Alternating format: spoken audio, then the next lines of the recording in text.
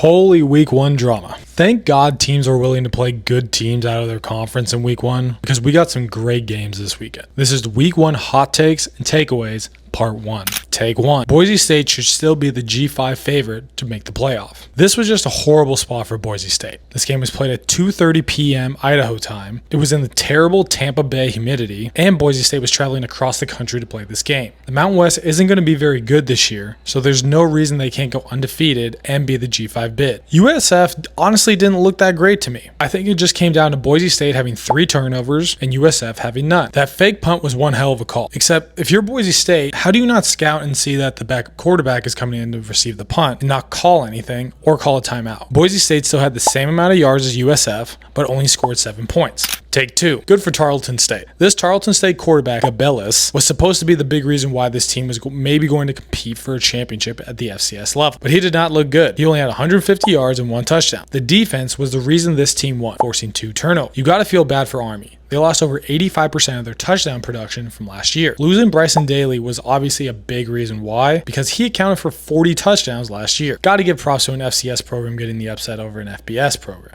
Take 3. Colorado is going to compete in a lot of games this year, but struggle to finish and truly win games. I give Colorado a lot of credit here. They were in this game and put themselves in a position to win. Their defense honestly looked better than I expected and caused 3 turnovers. But it's really hard to win games when your opponent outgains you by 160 yards. I think this proved that Colorado might be a little bit better than we thought. However, this might be a team that just competes in a lot of games, but truly struggles to finish them. Before I give you my take on the Auburn game and the Texas game, like this video. It tells me you like this type of content and you want to continue to see it as the year goes on. Take 4. Auburn looks scary. I'm on the record for being very high on this Baylor team, but Auburn looked extremely impressive against them on Friday. They also looked like they had the #1 transfer class in college football. Robertson for Baylor did look incredible. 400 yards and 3 touchdowns. If I'm an Auburn fan, I feel really good, but cautiously. Jackson Arnold only had 100 yards passing and no touchdowns. Now rushing, he did have 160 yards and 2 touchdowns, but still give Auburn a ton of credit for dominating a really good Baylor team. Take 5. Texas fans should be worried. First off, big props to Ohio State. This team looked like they were playing in week 10 with how buttoned up they were. With the number of new faces they had, Ryan Day deserves a ton of credit.